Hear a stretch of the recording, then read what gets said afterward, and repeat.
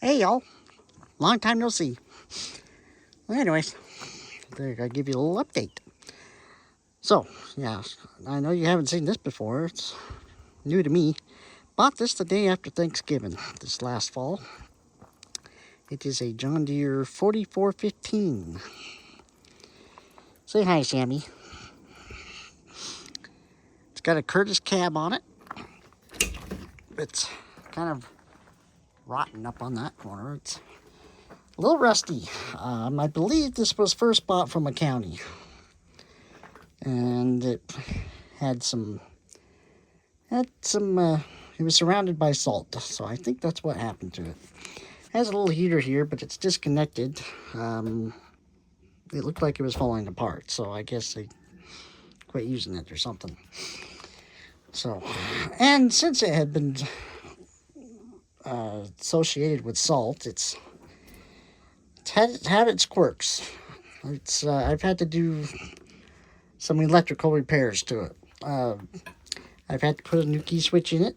I've had to put a new voltage regulator in it. I put a new alternator on it, which I don't think I had to.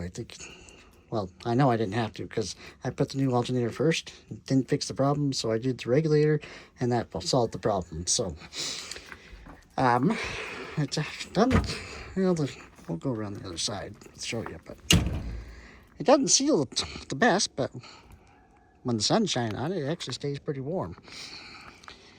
When I bought it, it did not have any of the 3-point hitch items. I had to buy all the 3-point hitch. John Deere wanted over $1,000 for the kit, and it came with a parts book, so I sat down and just figured out all the parts I need and looked all the part numbers up on eBay, and I was able to get the kit for around $800 something.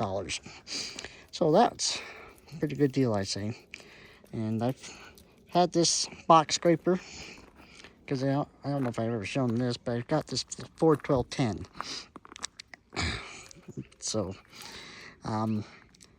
can't decide if I want to sell this or just keep it for a spare tractor. It's still a good running tractor.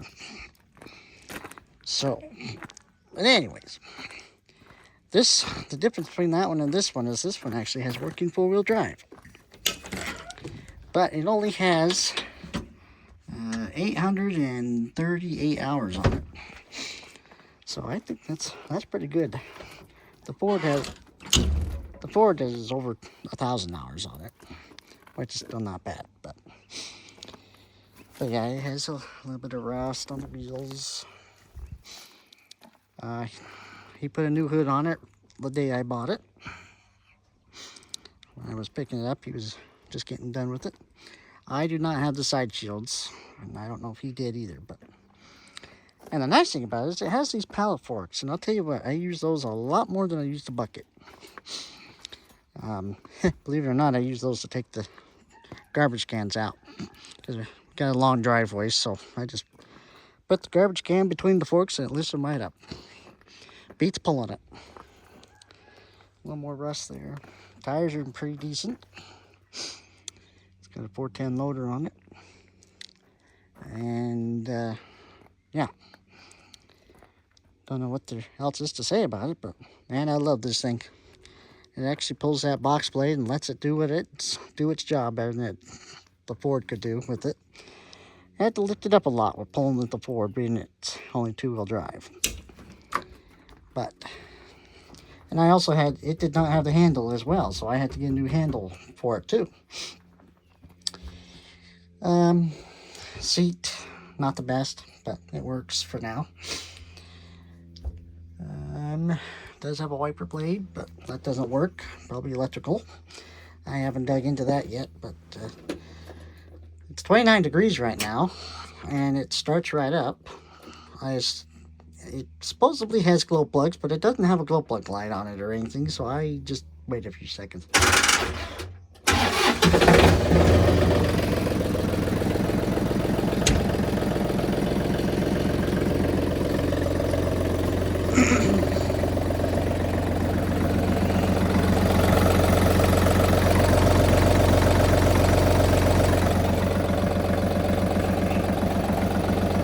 She runs good.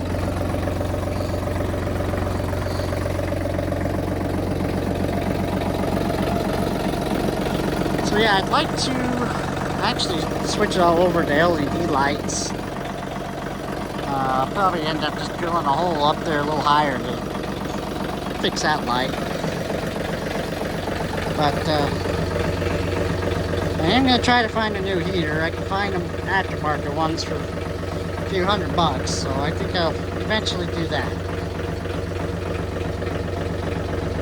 But another thing that's weird is on low idle, the voltage light comes on, but after you idle it up, it goes out.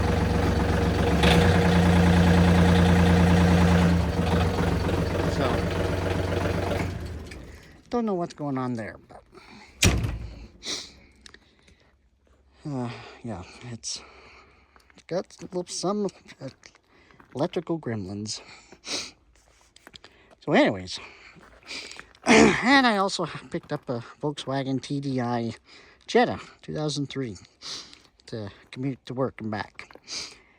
Right now it's averaging 42 miles per gallon, which I think is because of the additives in the fuel, because it's winter right now. Of course, it's pretty mild here in Idaho, but apparently out east it's getting pretty bad from what I hear. Has aftermarket wheels, and whoever put them on, they put the regular bolts on it, and I had a hard time getting them off because I had a leaky tire on the other side when I found that out. So I've since replaced them with the inner lock. Well, it's not really a lock, but it takes that special socket, and it's had an engine swap. It has a Beetle engine in it. It's supposedly only had 10,000 less miles than the car has. The car has 205,000 miles. 5-speed manual, leather seats. It does the job. Not too bad a shape.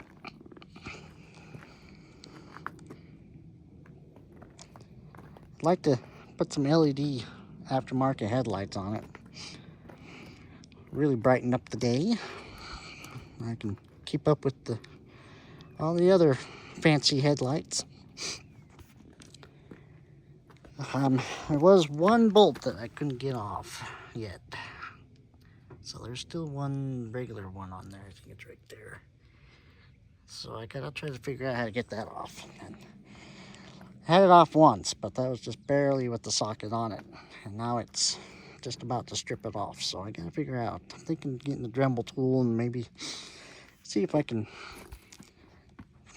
get some space in there, just enough to get the socket on there and get it off of there, and put the new socket on it. If I can find it.